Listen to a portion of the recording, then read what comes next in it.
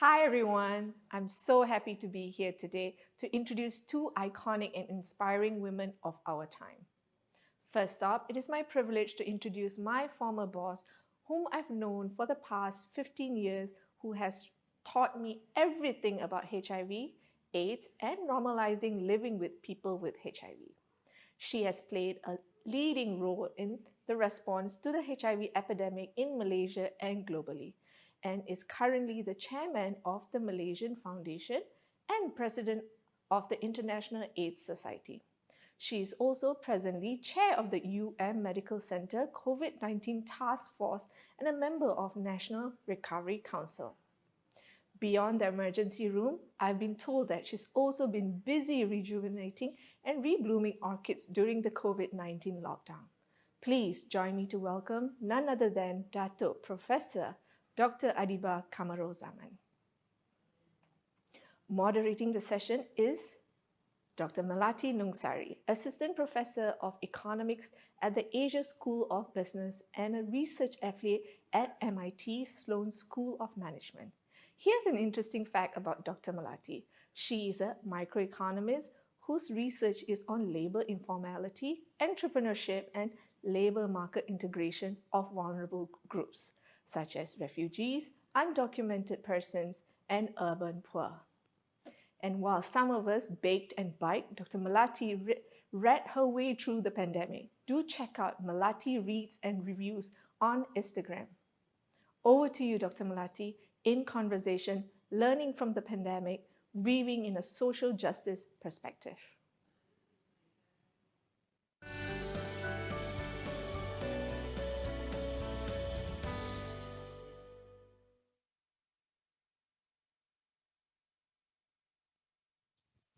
Hi, everybody.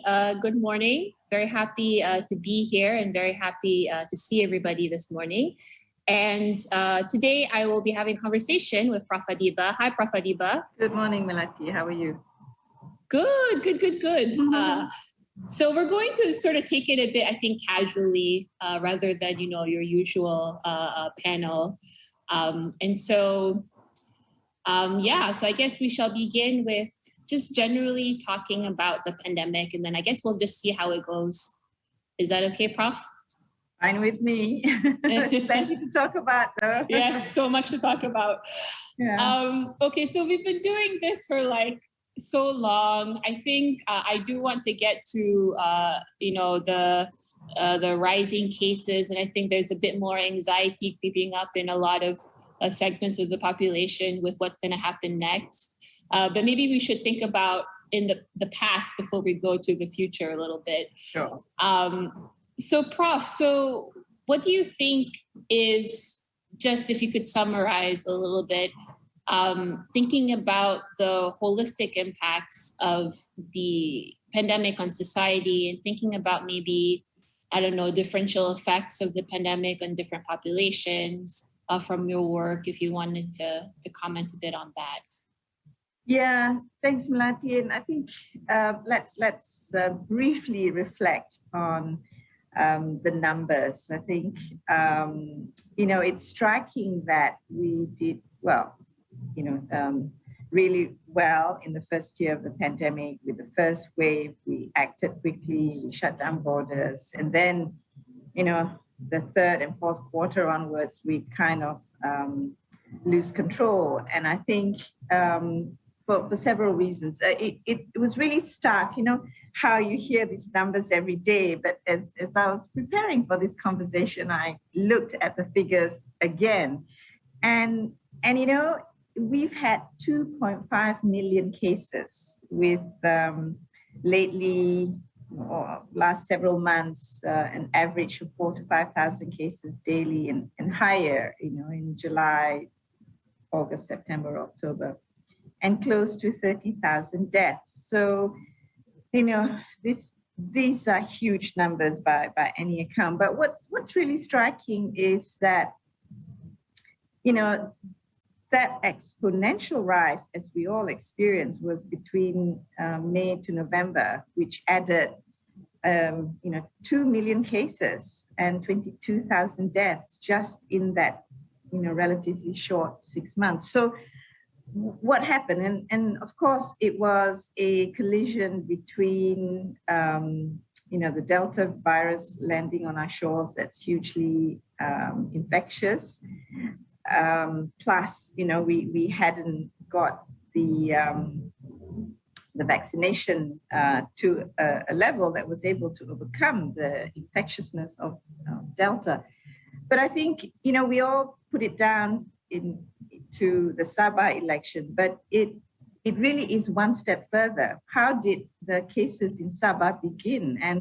And really it was, in the detention centers. And so when you reflect on the Malaysian COVID pandemic, I think there are two major factors. One is the root cause, the sources of infections are often, that triggers these huge clusters. Number one are, these congregate settings like detention centers and prisons. Number two, the workers, the dormitories, etc.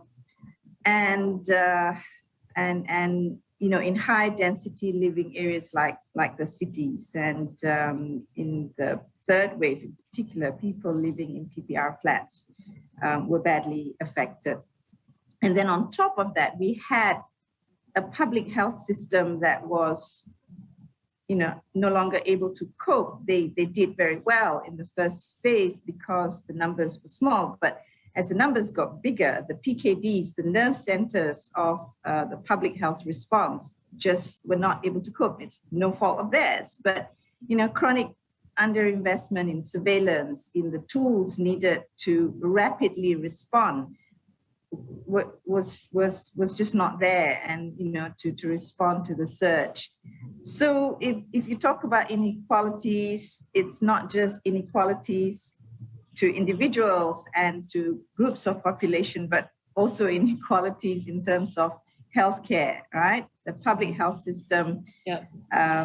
It was just, and it's one is the public health system, and the other is, the acute care, the hospitals, the public hospitals like mine, like Sungai Buloh Hospital, like HKL, were just not able to cope with the surge. So I think these are kind of defining issues for us here in Malaysia as we move forward. So can I'd like to talk a little bit about the underfunding, just because, I don't have a background in medicine, of course, but just as a sort of layperson experiencing the pandemic, it does sort of seem that our ability to maybe return back to, normal, like the COVID normal, really does depend on how resilient the healthcare system is, right? Because if the healthcare system can do more contact tracing and can accommodate, like mild to moderately ill people, it seems like we're able to sort of go back to normal more. Would you agree with that? I would agree with that. And you started off by saying there's a lot of anxiety, myself included, with the numbers starting to creep up again. But in some ways, we are in quite a different situation now, and inshallah, the numbers will not balloon as they did in July for two reasons. I think one is there is a substantial number of people with some kind of immune protection, either from natural infection or from the vaccination. It's not 100%, but it should kind of damper the number of people getting severe disease, and also getting and needing hospitalization and death. So to ensure that we keep those numbers down, I think the concerns around waning immunity are real, and not all vaccines are equal. And I think we really need to focus on people who receive as a primary vaccination the non-mRNA vaccine to get the third dose ASAP, especially if you are over 60, if you have comorbid conditions. So I think that should be one of the primary focus. Secondly, we learned a lot from, what happened in July and August. And one of them, like I said, is the inability to respond quickly, to get people to self-isolate, to cut the transmission, to, contact trace. So that whole pathway, I hope we're ready. I hope the Ministry of Health has improved on that case notification to isolation, to contact tracing, to minimize the transmission. Number 3, I think, we hopefully also have improved the home monitoring, so that people who have less severe disease can stay home and be monitored safely. In order to do that, there needs to be automation, and there needs to be collaboration with GPs and others. So all this can help leave those people who are able to stay home, who are able to quarantine at home, so you don't kind of flood the public health system again. And number 4, we also have, treatment that is very promising. The Merck and the pills, this one? The pills, the Pfizer pills are probably not here yet. But I'm hoping to do a clinical trial on a repurposed drug that has also shown a lot of promise. Not ivermectin, but a drug called fluvoxamine that recently, and there's good scientific basis for its work. So, but by doing all that, hopefully we won't need to go into severe lockdown again. I know people are watching what's happening in Europe, myself included, because I'm supposed to go there for a meeting in December. But I think, one thing we need to be really proud about is the high vaccine coverage for Malaysia, whereas in Europe, in Germany, where they're experiencing a surge in infections, they've only got 67% of their population vaccinated. So, I think we really should feel more confident that we've had, a lot more people vaccinated. We almost have completed the vaccination for the adolescents. But yeah, there are pockets of people who need the boosters, and the hesitancy in that group concerns me a little. So we need to work harder to overcome all this, fake news. Another round of fake news that's circulating that says, boosters not necessary, mix and match doses are not proven, and yeah. So Prof, going back to that, I know just from, just some of my work and some of my research that it took a lot of effort to persuade, undocumented people to come and get their shots, to come and get tested, because I think there was sort of a loss in trust, I would say, at the beginning of the pandemic with, what if we come forward and then we get arrested, and just a lot of fear. So it's given that this seems to be like a repeated game thing where like every 6 months, I don't know, maybe you have comments on this, but every couple of months we have to go back for boosters. How do you see this sort of working with trust and with getting people to come in? So you're right, at the height of the pandemic, or just before the Delta waves hit us, there were all these mixed messages coming from government. On the health side, we're saying, everyone, please come and get yourself vaccinated. But on the immigrations and home affairs side, we're going to send home all undocumented migrants. So this was very unhelpful.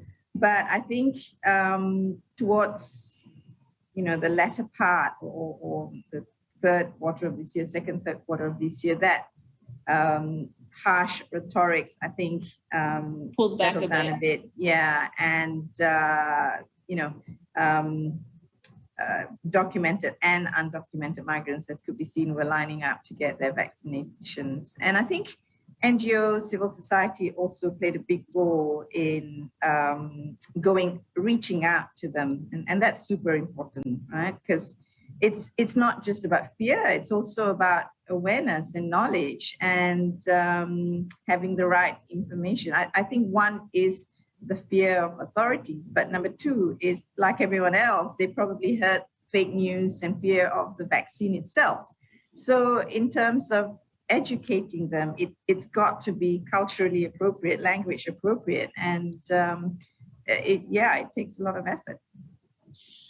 Yeah, so there's sort of a lot of, I feel like, intersecting things going on here with the pandemic. But I think one thing, just to go back to the vulnerable people's part, is this sort of, I think, fear that, another lockdown is coming, because I think, our colleagues at IS and Hasanah have done quite a bit in giving grants and trying to make sure aid gets to the ground and stuff like that. And I think we know that, these lockdowns sort of disproportionately affect more vulnerable people, right?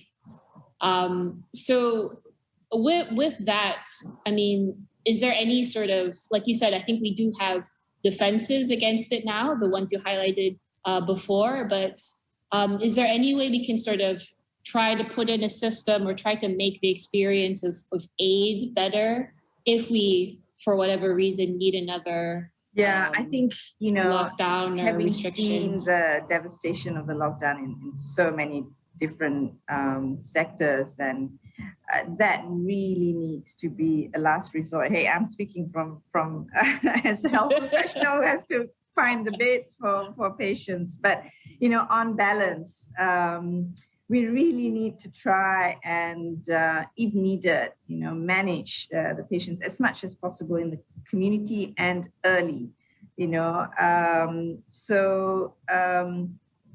in terms of aid provision, I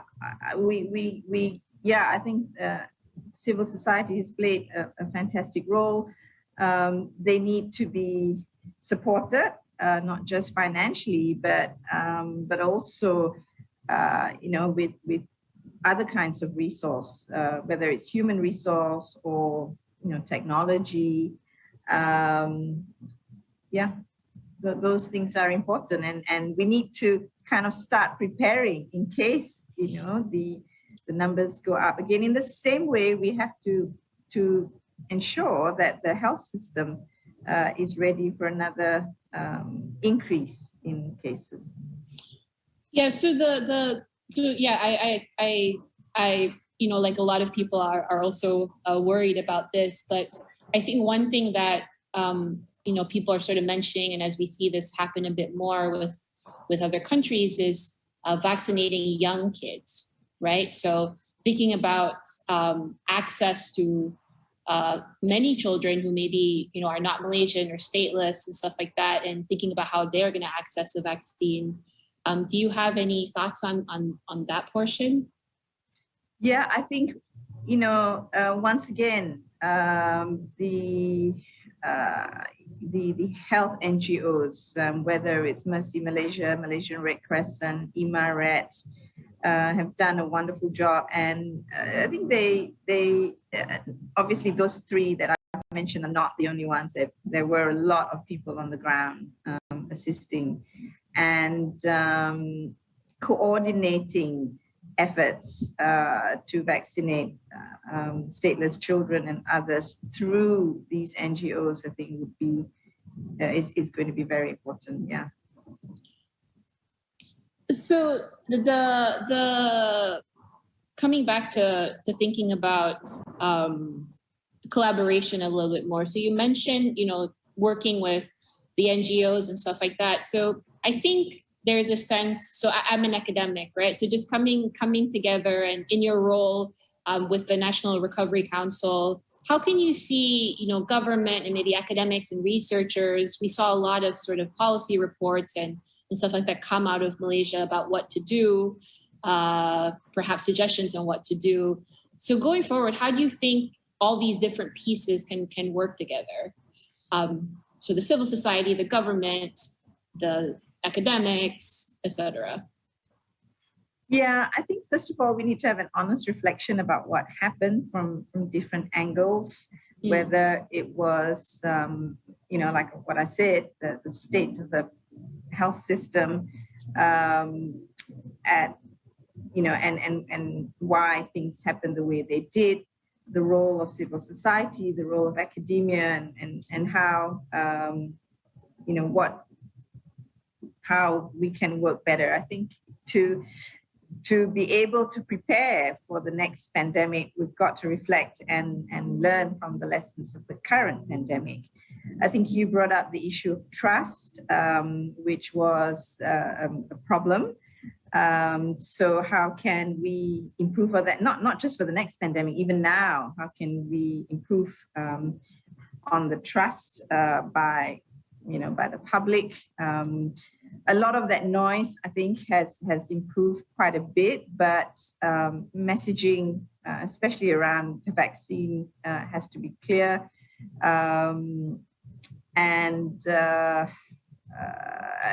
One of the concerns of the response has also been the lack of collaboration and lack of coordination. I think maybe lack of is a bit strong, but it could be improved. And so certainly that needs we need to look into that. I think in Malaysia, historically, the relationship between government agencies and civil society has always been, on a love-hate basis. So particularly for those of us who work with, the vulnerable and marginalized population, there's always a little bit of suspicion as to, why are these people working with whether it's migrants or people who use drugs or whatever. So I was so glad to see that the Minister of Finance, Tengku Zafrul, in his speech, really highlighted the importance of civil society. So I hope this pandemic has made, not just our Minister of Finance, but the rest of government agencies see the huge importance that civil society plays in responding, not just to crises, but overall in the health and other sectors moving forward. Yeah, it's interesting that you bring that up because so thinking about the civil society organizations on the ground, I feel like there's always maybe this trade-off that they feel between giving food aid now versus developing resilience programs. I know of, for example, an NGO that I spoke to during the pandemic that was sort of trying to work with communities in Sarawak to think about farming, sort of like self-reliance type of farming. Social enterprise type thing. Yeah, and then they were when the pandemic hit, they were yeah, let's stop this. People can't eat. Let's just work on getting people food and getting people access. So I think now that things have kind of calmed down a little bit, for those NGO, CSO leaders out there, what would you say to them in terms of thinking about, okay, we have this funding, should we still just be giving short-term, fulfilling short-term needs? Should we pivot some of that money to longer-term needs? What are your thoughts on that? Yeah, so hugely important. And I think, credit to all the NGOs because, finding funds to just keep going is no mean feat, right? Tell me about it. I'm just about to do a big gala to raise funds. But you're absolutely right. And I think getting the people we serve, the population that we serve to, have programs that keep, for sustainability purposes is very, very important. But at the same time, I think government also needs, now that our Minister of Finance has seen the importance of NGOs, I think it's also really important to support NGOs financially. The Malaysian AIDS Council And I think several other big NGOs in the country are fortunate in that we do get some funding to carry out programs, in collaboration with Ministry of Health and others. But not all other NGOs are fortunate enough. And so, adequately funding civil society organization, but civil society organizations also have to play a role in terms of lifting their capacity, both in terms of skills and reporting and and things like that. So one of the initiatives we took at MAC was to the partner organizations under our remit. We encouraging them to undertake, instead of ad hoc training programs, we've worked with continuing education to actually make this a more, moving towards accrediting them in not just content matters around HIV/AIDS, but also in how to manage funds, in how to do reporting, and things like that. And so professionalizing civil society a little bit. Yeah, and I think we spoke about this in a different time, where thinking about evaluating like impacts versus costs of programs and stuff like that, I think will probably be quite relevant going forward. Let's see, we have a question here. So let me just take the question and then I have a couple more. So some countries from INI, some countries like Turkey have been able to integrate refugees and undocumented persons into their social protection schemes. Do you think this is something that might be feasible or replicable in Malaysia? Ooh. I have a lot of thoughts on labor. I think maybe you need to answer that, being an economist. I think Malaysia, first of all, needs to be very clear with what it wants to do with migrant workers. We have to acknowledge that we need them to do some of the work that it's not being done by Malaysians. And once we've decided that we need the migrant workers, we need to treat them better than what we are doing at the moment. We need to regulate it better. How is it that, during this pandemic, we don't really know how many undocumented migrants there are in this country? I mean, that apart from the national security issue, as you can see in terms of health security, here we are saying, oh, we've vaccinated 97% of the adult population, but if we don't even know exactly how many undocumented migrants there are, the number gets pretty high, doesn't it? We're like 100+% coverage. Yeah, so we could be off by a little bit. So I think before we get into the difficult issue of social protection schemes, I think we really need policies that are a lot clearer, and value systems that are, that value migrant workers as essential part of our economy. Yeah, and if I could add to that as well, I think maybe many of you have realized this, but there's sort of been a labor mismatch. I think if you have interacted with people outside, you realize, some jobs people can't fill. There's a lot of staffing issues for a lot of businesses. Yeah. Of course, many businesses have also died. So I think this is sort of a good time to think about our relationship with foreign labor, in a sense, right? So where do we want to go forward with that?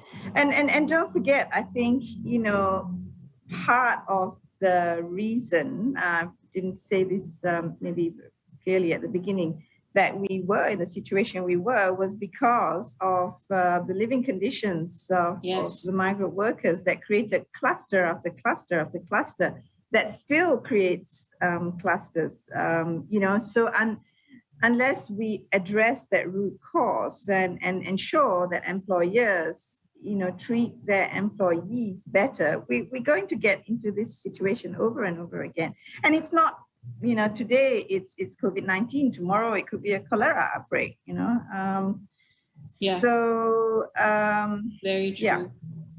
Yeah. The other thing with this also is sometimes I hope, I guess, that the very unfortunate thing that came out of COVID was that all these things that are hidden, right? So like the bad living conditions, the horrible working like conditions at work and stuff like that. Once they translate to things that other people like the average Malaysian experiences, which I think it slowly is now over the pandemic, and now when we see costs prices rising, people can't go to where they want to go. I'm hoping that this will be sort of a push for us to actually be like, okay, this has always affected me, but now it's affecting me even more. Exactly. So, it's time for us to sort of fix it. But, I'm usually an optimist, Melati, but do you really think it has struck to everyone? I think slowly. I don't know.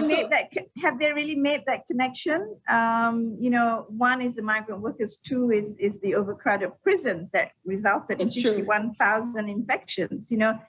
Have people really connected the dots that we've got to do something about that as well, to reduce the overcrowding, to sincerely look at drug policy reform so we don't put, people who use drugs and fill up 60% of prisons filled up with non-violent drug users. So are we really gung-ho about making these changes? Because they're not easy changes. They're not politically palatable, I guess. But change we must. Otherwise, we have paid dearly for this pandemic, and the next one that comes around, we're going to go, oh, maybe we should have done that. Yeah, so I don't know. I'm also with you, Prof. I think I'm also an optimist, but there is a sense in which I have to tell myself that if something so horrible like this, like for the past 2 years, that has like this killer disease that has devastated like the economy, lives, if we cannot change as a result of this, like I don't know what else. Yeah. So I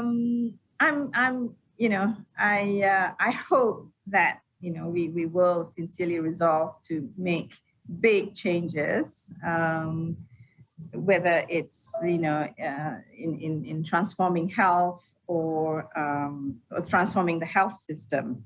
So that's a big seminar topic in itself. It's not just addressing pandemic and infectious diseases and emerging diseases, but also the aging population and NCDs, blah, blah, blah. So are we ready to make those changes? And then, of course, the inequalities that resulted in the pandemic, the way it became, there are major structural and policy issues that need to be addressed.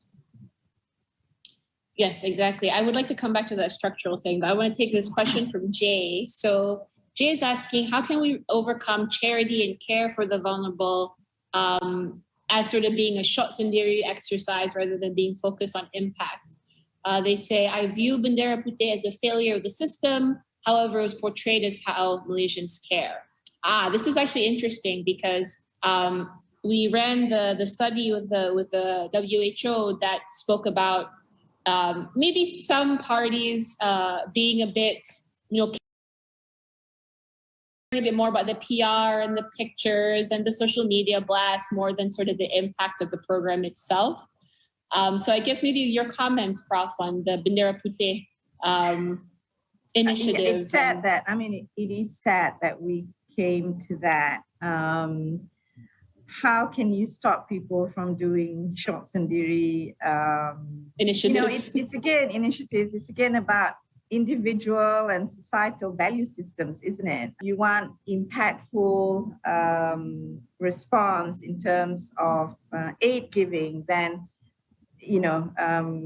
adequate compensation from the government through agencies that work together with government agencies and NGOs so that it is coordinated so that you're giving food aid that that makes sense. I mean, at the National Recovery Council, YB Minister of Health lamented that some of the food aid programs consisted of bags of sugar and things that are bad for health rather than nutritious food. So how do we ensure that our responses are also effective and impactful? I think you're always going to get people who short sendiri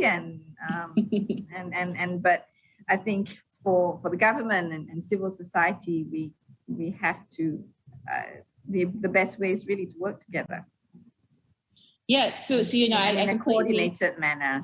And there definitely also been situations where, for example, the food aid does not match what the community eats, right? That's the other thing, where it's like you give like flour or something like that, and they're like, we don't need flour. You give rice and the community doesn't eat rice, or, all these sort of mismatches that maybe can be avoided if there was more consultation with the community itself. So going back to the systemic issues, so Ming Fung Kwan has a question here, and I think a lot of us can maybe relate to this question. So when we're thinking about these, systemic, like huge issues, right, that perhaps like individuals can't solve. That's my thing, is that, a lot of times government does have to step in because individuals can't really solve everything. So I think to citizens thinking about, how do I make the world a better place? How do I change things? How do I, improve life? How does one sort of wrestle with this, like helplessness almost as just being one person versus like huge issues? There is a famous Robert Kennedy saying that I can't remember the whole paragraph that, but it's basically you make a little ripple and it will do something and that will ripple along. And so don't feel as if you as a person, whatever cause you decide to champion is not going to make a difference, and it's not going to do anything to these larger systemic issues, because you can influence the spheres, the people around you. And like I said, I'm a very optimistic person by nature.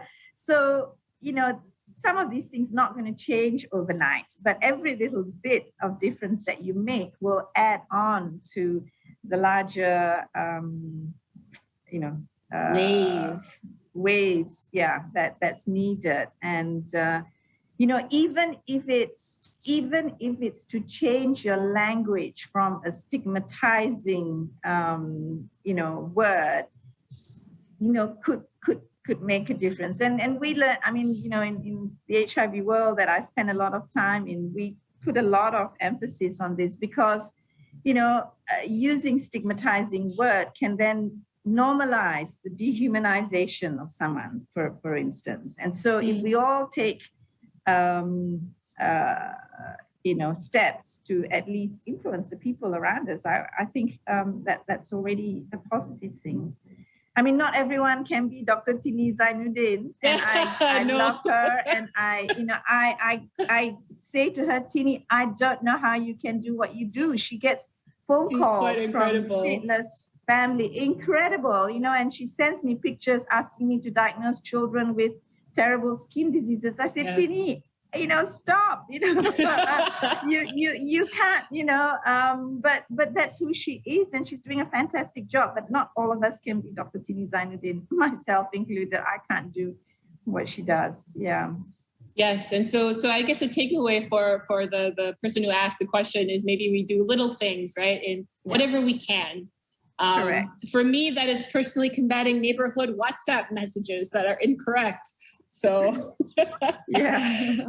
I think we have 3 minutes. So let me take one more question here. This is about the socio-psychological aspects of the pandemic. So how do you think, Prof, our sort of response has been? Should there be more sort of like help put out resources because people are tired?